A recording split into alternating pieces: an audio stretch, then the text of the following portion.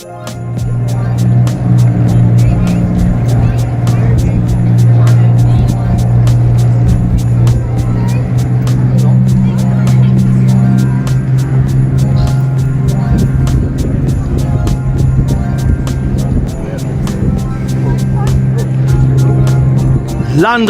Uncovered, as we are raging on to a new episode, and today we are talking about the acid of anger. So what is anger? Anger is a strong feeling of displeasure and usually of antagonism. It is a rage, an intense feeling, a fit of violent wrath. Anger is a natural response to perceived threats. It causes the body to release adrenaline, our muscles to tighten, and our heart rate and blood pressure to increase. Our senses might feel more acute and our face and hands flushed. Some reasons for anger may include being disrespected, feeling violated, threatened or attacked, being frightened, being interrupted when we are trying to achieve a goal, feeling powerless, high level of stress or anxiety, lack of sleep, past trauma or grief, and above all, when our needs are not met. No wonder they say a hungry man is an angry man. And here are some types of anger: physical anger, passive-aggressive anger, verbal anger, volatile anger, retaliatory anger, self-anger, and repressed anger. Research shows that anger can destroy relationships, hurt our reputation, damage our health, and limit our opportunities. Anger itself isn't a problem, it's how we handle it. And here are some anger management tips. Think before you speak. Work out your anger to reduce stress. Take a time out. Think of solutions that will not make you mad. Let go of your anger so it doesn't turn into resentment. Laugh at your mistakes. Have some kind of relaxation skills or mantra to stay calm. Know when to seek help. And always be quick to forgive. No wonder Jane Austen puts it very beautifully when she says, angry people are not always wise. So let's go and see what people have to say about it.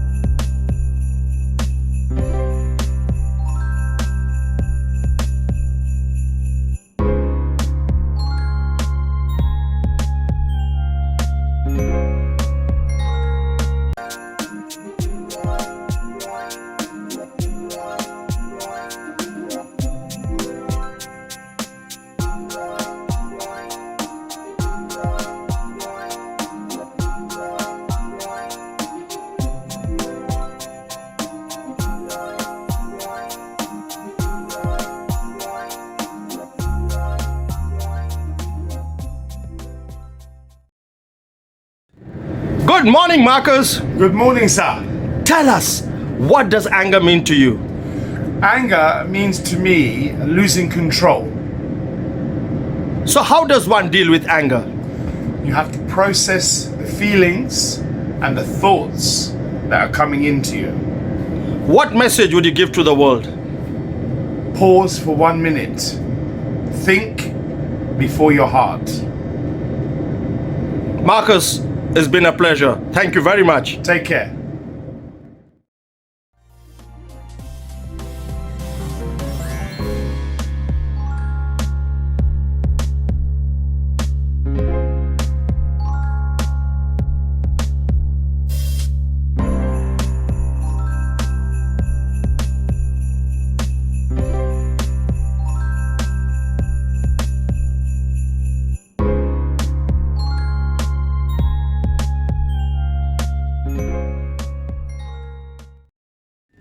Good morning, Brett. Good morning. Tell us, what does anger mean to you? Anger is, well, it's an emotion that stems from a perceived notion that people are out to get you, saying falsehoods about you, or something's not going right and you're being stupid and you hurt yourself. You get angry. It's not the nail's fault it moves when you're trying to hammer it. It's your fault. So it's just stupidity that gets you angry, but you have to blame somebody. So anger comes to the fore. How does one deal with anger? I would take a step back, get yourself out of the situation, stop what you're doing, take yourself a personal time out and try and relax, and then come back and get it with a clear head. What message would you give to the world? Stay safe, take care. Brett, once again, you're amazing. Thank you. No problem, take care.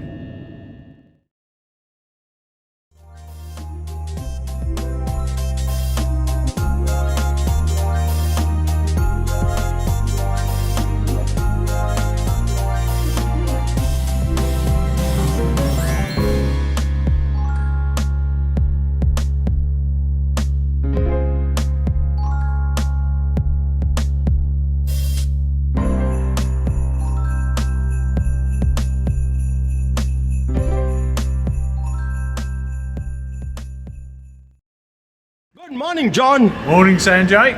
Tell us, what does anger mean to you? It's a lack of control of your emotions. Is where the anger seems to come from. So how does one deal with anger? Well, to deal with it, you need to pause, think about what's made you angry, and try and control your emotion, and then the anger hopefully won't come out. What message would you give to the world, John?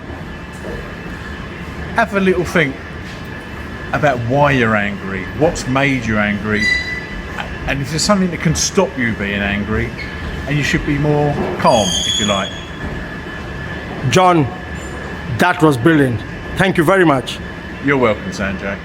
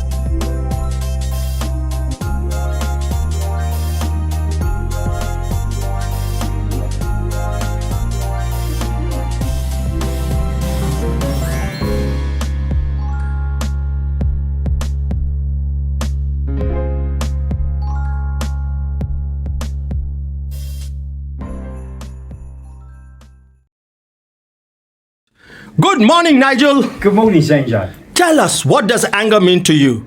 Well, anger can be a good thing and a bad thing. Good thing is like it can motivate you to sort of like get other people to behave. When you have to like correct someone's behaviour, a bit of anger in your words can be a good thing. Then again, anger can be a bad thing. Uncontrolled anger can be quite dangerous. Some people, they don't know when to end their anger, and there's a lot of people have to learn how to control it. So, how does one deal with anger? To deal with anger, as long as you can control your anger, then it's a good thing. It's when it becomes uncontrolled, and then you've got to try and calm yourself down. What message would you give to the world, Nigel? I'd say that, like with any human emotion, anger included, it's like it can be a good thing and a bad thing, and to learn to control it. Nigel, thank you very much for that. Right, thanks a lot.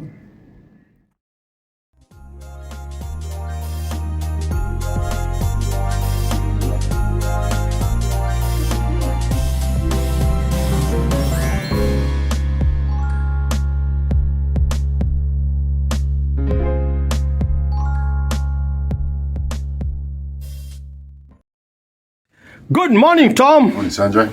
Tell us, what does anger mean to you? Yeah, anger, it's an emotion that I associate with negative things. But there are some positives as well. When you get angry, obviously it's for a reason. So that can be from being in a situation where you're afraid. It can be being in a situation where you're frustrated. But sometimes anger can also come from a situation where you felt an injustice and you feel like lashing out. But generally, anger and the emotions that are associated with it, they're not good emotions, they're negative emotions. How does one deal with anger then?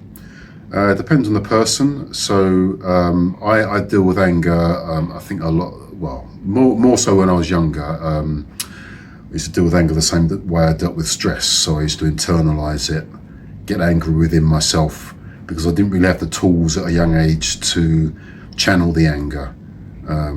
So I would just become sullen, morose, and probably a little bit depressed, especially when I was before my teens and in my teens and slightly after my teens. But then as the older I got, I learned to channel the anger in ways where I could actually express myself. And this is what I'm saying. So because I became more vocal when I was angry, it made me feel better sometimes because I was able to externalize that anger, that emotion. But for other people involved, it was probably negative because they were experiencing that anger and the outbursts. So that's what I say about anger. Sometimes you need to get that release with anger, and sometimes when you're releasing that anger, it has a negative effect on other people. What message would you give to the world, Tom? Yeah, like I say, getting angry is good for you a lot of the time, but it's not good for other people. But I understand people who get angry because a lot of the time it's because they've experienced some kind of trauma or injustice in their life, and they want to express that emotion through anger. So, you know, everybody's going to experience anger in their lives. It's just how you channel it. You know, you can channel that anger in a positive way that's not going to impact other people, but get the message across that, you know, you're no fool. You're not gonna, you know, be stepped on and trodden on downtrodden. So that's what I would say. Just channel it in the right way. You don't have to be aggressive, but you can channel that anger in a way that you let people know that, stay away from me. Don't mess with me. But in a way that you're not going to upset everyone else around you. Tom, as always, that was brilliant. Thank you. No problem, Sanjay.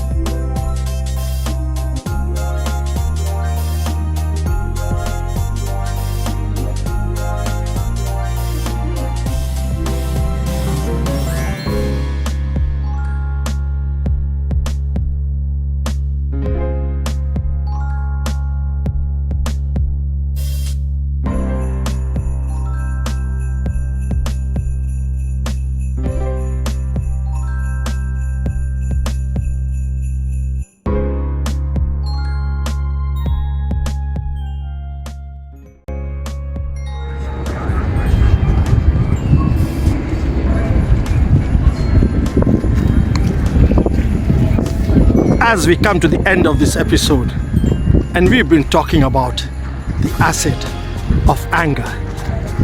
And we can see that stress and anger can serve a useful purpose, spurring action or change.